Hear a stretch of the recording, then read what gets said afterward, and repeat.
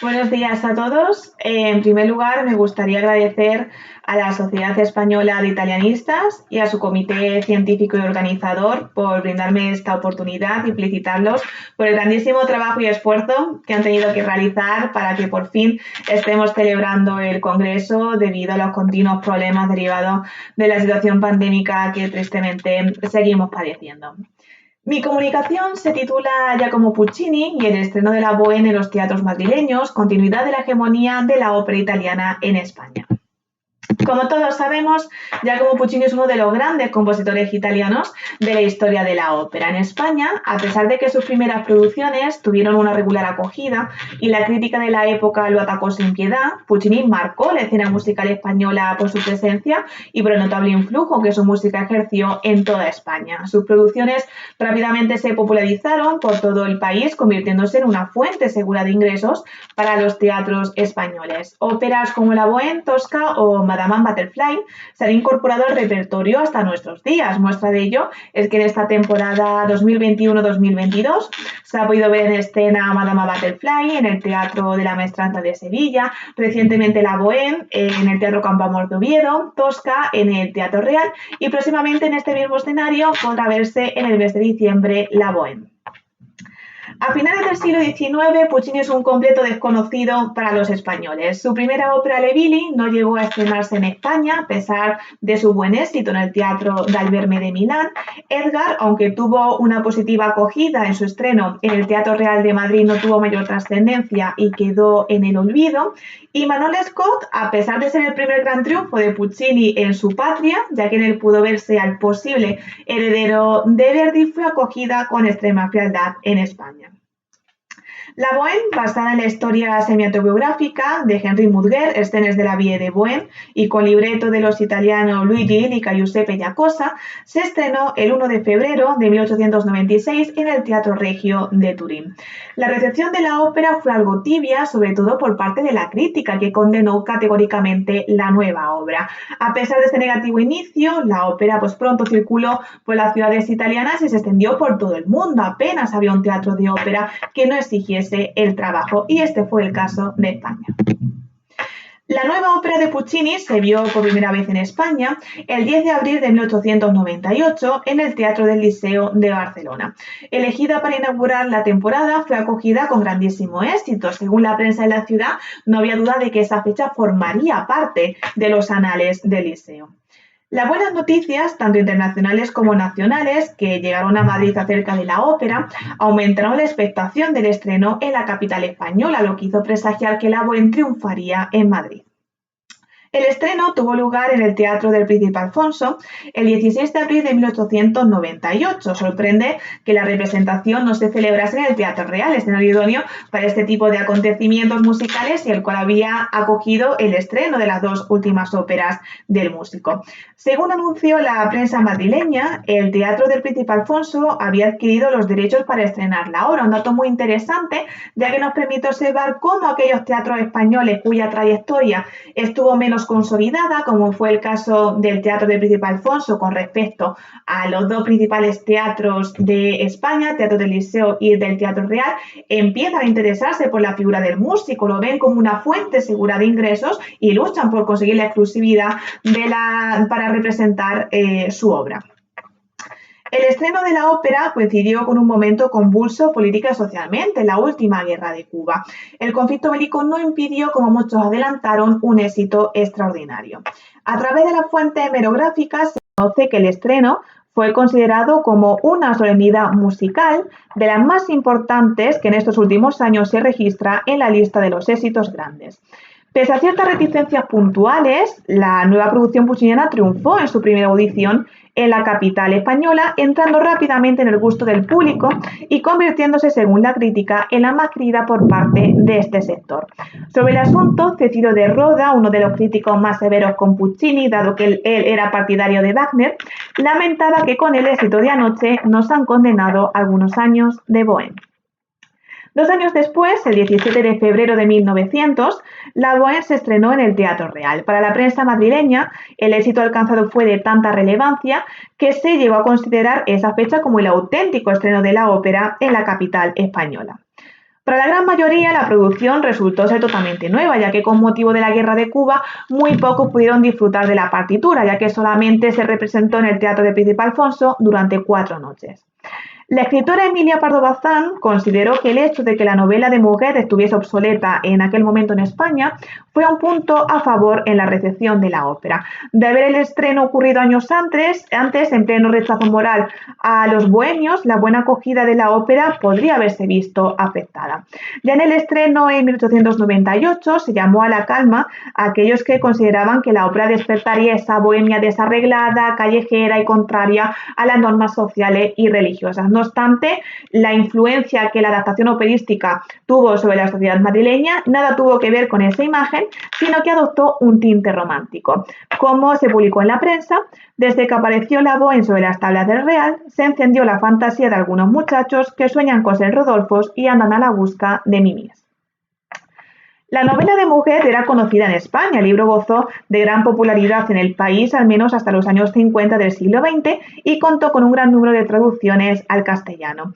Es interesante observar que el número de traducciones aumentó considerablemente tras el estreno de la ópera. De hecho, como ha estudiado Marta Palenque en su estudio sobre las traducciones al español de la novela, en la versión realizada por Francisco Casanovas, en su prólogo se confirma que esta traducción es resultado del éxito de la ópera. Como puede leerse en el prólogo, el éxito alcanzado por la ópera La Bohème nos ha impelido a dar al público la preciosa novela de Enrique Murger, de la cual extrajeron los principales elementos los compiladores del libreto italiano Giacosa e Illica. Esto demuestra que los escritores y el mercado editorial español se beneficiaron del éxito de la ópera pucciniana y no dudaron en comercializar con la novela que inspiró al músico italiano. También a principios del siglo XX pues empiezan a surgir las traducciones al español del libreto, como por ejemplo esta traducción del año 1907 editada por Tipografía Universal. La producción pucciniana se vio envuelta tras su estreno en varias polémicas. La más sonada fue el supuesto plagio de Puccini a la zarzuela del compositor español Ruperto Chapí, Curro Vargas. Al parecer, la frase del tercer acto de la ópera pucciniana Mi mie tanto malata iba acompañada por un tema melódico muy parecido al de la romanza de Curro titulada Que siempre me ha querido. En la prensa madrileña opinaron sobre este hecho los partidarios y detractores de ambos compositores. Como partidario del músico español destacó Félix Arteta, quien publicó en el diario El Imparcial el artículo en defensa de Chapí, que la armonía de Puccini resulta de una vulgaridad abrumadora frente a la del español, rica y variada en el movimiento, independencia y carácter propio de sus diversas partes. Valedor de Puccini fue el crítico del periódico El País, el cual acusó la subjetividad del artículo anterior por estar descaradamente escrito por un amigo del ilustre compositor español. A su parecer, el arte patrio y el propio Chapí sentían envidia de la carrera triunfal de la Bohème y de su autor, y también por la difusión que gestionó Ricordi para el estreno de la ópera en España, ya que a su parecer el arte patrio y el mercantilismo español no habían hecho la centésima parte de difusión que había realizado Ricordi para el estreno en España. El presunto plagio, ya fuera por parte del músico español o del italiano, muestra claramente la polémica que se vivió entre la lírica española y la italiana, ejemplarizada en este debate Puccini-Chapí. Tenemos que tener en cuenta que Puccini empieza a ser visto como una amenaza tanto para los partidarios de Wagner como para los partidarios de la ópera nacional, dado que óperas de Wagner que hacía años se habían estrenado, pues todavía no se habían visto en escena en Madrid, y porque las óperas de los compositores españoles seguían sin tener cabida en el Teatro Real. Más de una vez se acusó al Teatro Real de ser una sucursal de la Casa Ricordi. A ojos de estos detractores, Puccini era el continuador de una saga de operistas italianos, iniciada por Rossini y continuada por Bellini, Donizetti y Verdi, que apoyado por una poderosísima casa editorial, como era la Casa Ricordi, perjudicaría la buena implantación del repertorio wagneriano y la creación de la ópera nacional. Pocos meses después del estreno en el Teatro Real, la obra llegaba al resto de provincias españolas. Conscientes del éxito de la ópera, los teatros del resto de España no dudaron en hacer grandes sacrificios para dar a conocer la aplaudida obra del compositor de moda y satisfacer así a un público que exigía y demandaba verla. En Santander, por ejemplo, se denunció públicamente que la Bohème no se conociese todavía en la ciudad, cuando en el resto se estaba estrenando con grandísimo éxito. En algunas de estas ciudades la ópera se conoció no escenificada, sino gracias a los arreglos que se hicieron, como transcripciones para banda, para instrumentos de pulso y púa, o reducciones para piano y sextetos de los números musicales y arias más famosas. Muestra de la difusión editorial de la Bohème por todo el territorio español es, por ejemplo, la edición de la obra completa del año 1898, que la Casa Ricordi crea expresamente para que el editor Vidal Gimón y Boceta, principal distribuidor de la Casa Ricordi en España, la difundiera por todo el país. La traducción al español del año 1904, con la cual pues, se permitió seguir avivando el triunfo del músico y asentar su producción. Las ediciones para canto y piano de los números musicales que más fama obtuvieron, como por ejemplo el área de la protagonista en el primer acto, Si mi que mano mi mi, en la cual se puede ver en la cubierta el sello de las casas editoriales, en este caso la Casa Erviti de San Sebastián. Unos datos pues, que dan evidencia del alcance de la ópera por todo el territorio español. En el primer tercio del siglo XX, algunos de los números de la ópera, como el Vals de Musetta, empezaron a ser distribuidos en formato de registros sonoros, como discos de pizarra y rollos de pianola. De este modo, la obra se difundió más allá de los teatros y se trasladó al medio urbano, pudiendo escucharse en jardines de recreo, en organillos, en salones privados, etc. En cuanto a la repercusión de la Bohème en el teatro musical español, destaca la parodia de la ópera La Golfemia de Salvador María Granés con música de Luis Arnedo. Su creación solo fue posible gracias al éxito de su autor y de la obra, ya que ese éxito era una premisa esencial para que se llevara a cabo esa labor parodística, ya que era necesario que el público conociese previamente a la obra para establecer analogías entre el modelo parodiado y el modelo original. También la zarzuela Bohemios de Amadeo Vives, con texto de Guillermo Perrín y Miguel de Palacios, y la opereta en un acto titulada Musetta, con música de Pablo Luna y letra de Luis Pascual Frutos, ambas resultado de la fama de la ópera en el país.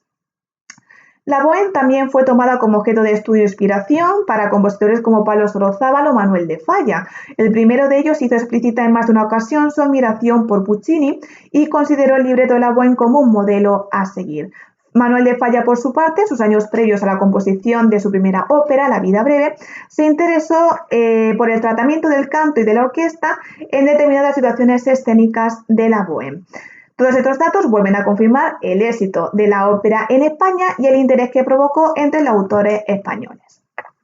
Con todo lo anteriormente mencionado, se puede concluir que el estreno de la Bohème en España supuso el primer gran triunfo de Puccini en el país después de la tibia acogida de sus tres primeras óperas. La Bohème fue el punto de partida de la positiva recepción del músico en España, a pesar de estrenarse en medio de una fractura entre aquellos que continuaban abogando por la ópera italiana y los que se oponían a la hasta entonces omnipresente tradición y que, por lo tanto, eran partidarios de las nuevas tendencias germanas, concretamente de Wagner, y de la creación de la ópera española.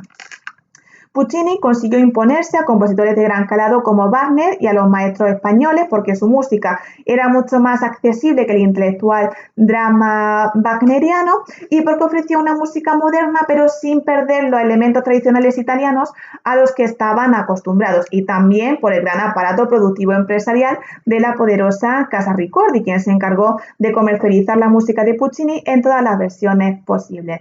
Muestra el éxito de la Bohème como se ha visto en España, pues fueron también las obras escénicas españolas que surgieron a partir del triunfo de esta. Esto se tradujo en una omnipresencia del maestro italiano en el panorama musical español, que se ampliaría posteriormente con el estreno de Tosca y Madame Butterfly, las dos óperas junto a la Bohème que más se programaron en España a principios del siglo XX. Con lo expuesto anteriormente, queda patente que la ópera italiana continuó a finales del siglo XIX y principios del XX, con Puccini a la cabeza, siendo el género musical predilecto en España. Muchísimas gracias, y si tienen algún comentario, alguna duda o quieren comentarme cualquier cosa, pues aquí tienen mi correo electrónico en el que pueden hacérmelo llegar. Muchísimas gracias.